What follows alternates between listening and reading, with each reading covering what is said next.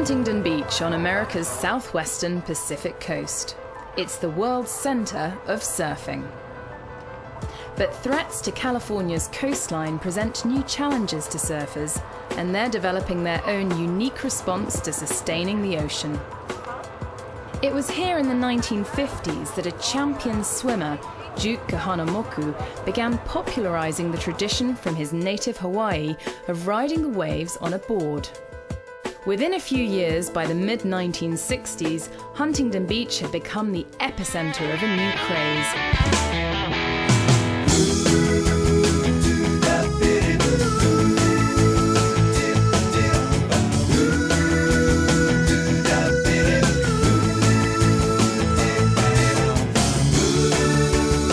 It swept the whole of California's 1,000-mile coast and then took the rest of the world by storm.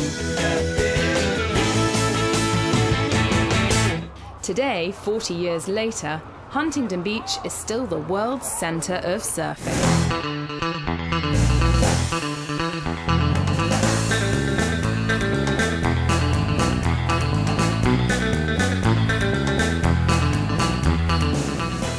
But new challenges are threatening California's surfers. Offshore oil drilling, polluted beaches, and waste running into the sea present serious environmental and health problems.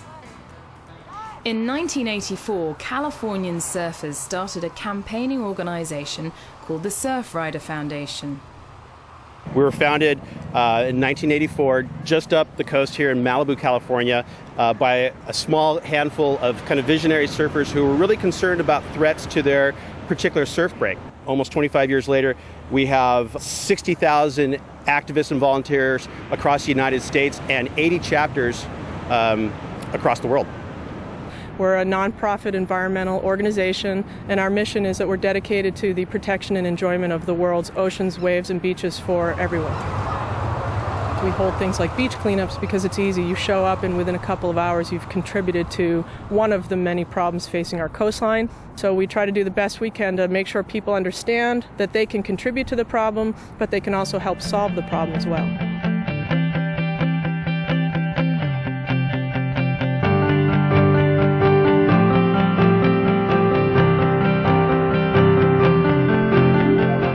I started surfing when I was about 10. Kind of come whenever I can. It's a fun thing to do. It takes your mind off things, and it's good to give back every now and then, like cleaning up the beach. I'm very passionate about conserving the environment and renewable resources and all that we need to do to help the earth.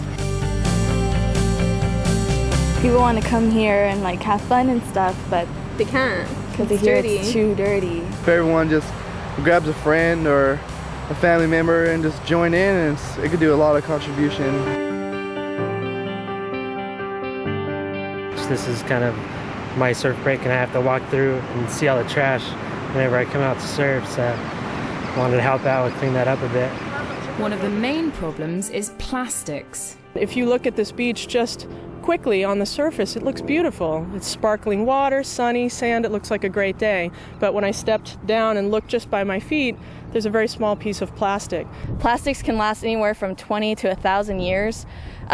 Due to the litter stream and the nature of plastic bags, you can see the breeze is going straight towards the ocean. So a lot of plastics end up in the ocean where they don't biodegrade, they don't break down, they obviously can't be recycled. What a lot of people don't realize with tiny pieces of plastic that's in the ocean ecosystem, it becomes part of the food chain. The birds and sea life can't discriminate between the fish eggs and this piece of plastic, so they consume it.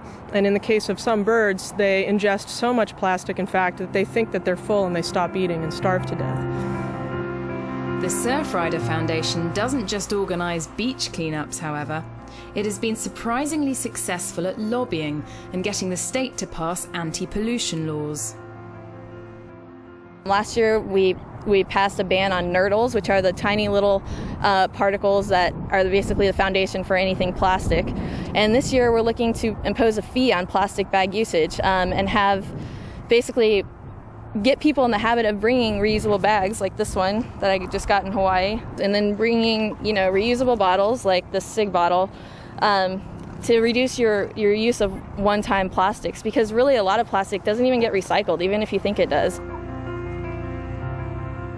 The other major problem for the Surfrider Foundation is the way human activity pollutes the waters of the ocean. What happens is that as homes and other structures, freeways, parking lots go in, it hardens the area, so all the rainfall comes down, and instead of soaking into the ground like it normally would, it pools up, runs into the gutters, and then ends up into these creeks like what's running behind me, and then flows out into the ocean. And as it flows out into the ocean, it carries along pesticides, metals, other toxins, as well as bacteria. And it's those bacteria that primarily pose a risk to bathers. So much so that there's a sign behind me that warns visitors not to swim in the ocean area immediately adjacent to the creek outlet. And those are the kind of things that can give people eye, ear, nose, and throat infections, gastrointestinal diseases. I've got hepatitis A from the ocean around here, and obviously that's something that's a concern to me. Anytime I go surfing and I'm sick because of it, it makes me want to do something about it. One of the great things about being a grassroots organization is that a single person can make a big difference. I do what I do to make sure that the next generation of surfers have the same opportunities that I did as a kid growing up. I think as long as we have, nonprofits like the Surfrider Foundation and Save the Waves and people who honestly care about our environment and are willing to get up and speak out, I think it's only the very beginning of people giving back and doing something about it.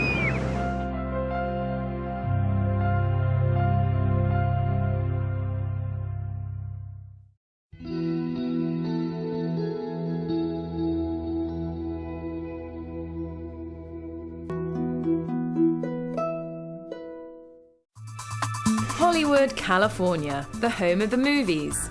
Universal is one of the oldest and biggest film studios in the world. It's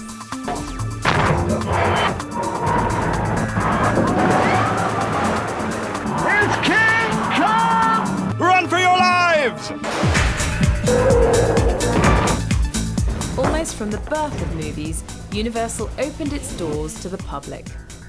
Universal was actually founded in 1915. We were one of the first movie studios to open up on the West Coast, and they let the public come and watch filming because the films were silent. But when the sound era came in, they shut the studio gates, and we didn't open them again until 1964 when we inaugurated the studio tour. And we've been taking the public to see behind-the-scenes magic of Hollywood ever since. The tram ride takes visitors to see some of the large props used in the movies and moves them through some of the actual film sets. We don't normally think of an entertainment complex as being particularly green, but Universal has adopted a conscious policy of taking initiatives on the environmental front. Here at Universal Studios Hollywood, because we have so many millions of people coming through here every year, and we really do have such a huge impact on the environment, we have a special sense of responsibility for finding ways in which we can conserve energy, reduce our carbon footprint, and have less impact on the consequences of our operation. So Universal has changed the engines on its trams to reduce and monitor pollution. We've replaced our tram engines with low sulfur burning diesel engines, which gave us a tremendous savings in terms of emission and fuel consumption. Each bus at fully loaded would carry about 174 guests. During the summer, those buses are loaded all day long and they run for about 12 hours. There's over 1 million pounds of debris on both sides of the train. It brings our guests into the Hollywood experience. It takes them into buildings, through rivers, lakes, floods, earthquakes every day. Everybody better hold on tight because here it comes. Stop in time, everybody look out.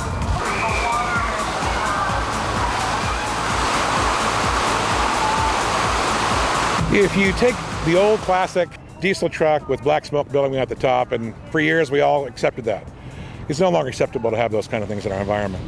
We've upgraded the trams to the most environmentally clean diesel engine available on the market today. It burns all of the product inside of it, and it cleans the environment that way. Computers run everything on this motor. Our lead mechanics no longer walk around with tools and wrenches.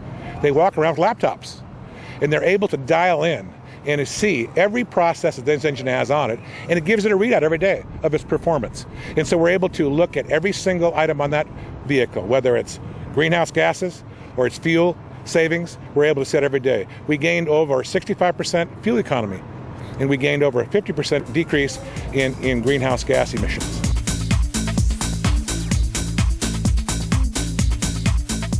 At Universal, visitors can enjoy another kind of ride as well, either on a roller coaster or on a motion base, which throws them around. Most of the rides are based on popular Hollywood movies.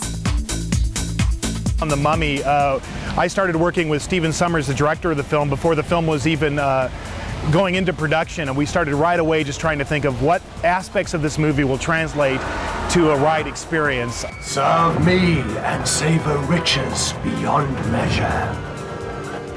Or refuse and savor a more bitter treasure. Revenge of the Mummy, the ride.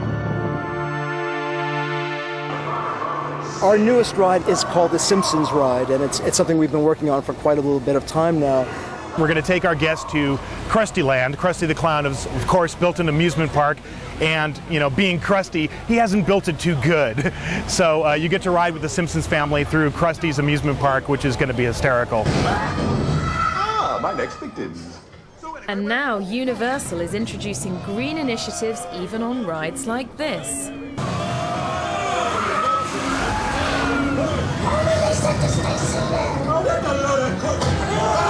They will employ some really cutting-edge technology in an effort to reduce its carbon footprint from predecessor rides and really try some new things in an effort to have as little impact as possible on the environment.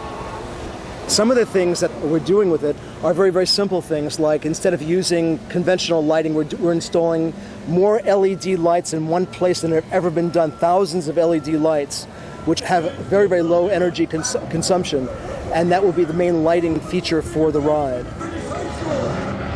We've included special effects on this piece, and we're on a motion base. And even the motion base incorporates a green initiative. Another thing we're doing, which is very cutting edge as well, has never been tried before, is variable speed motors, which can sense the number of riders that will actually be riding this ride, and will be taking advantage of periods of low usage versus high usage, and uses energy very smartly and efficiently in accordance with that. To give you an example, a predecessor ride that had a similar ride system used 82,000 watts per hour. The Simpsons ride will use 27,000 watts at its peak, which is obviously less than half other rides of its type.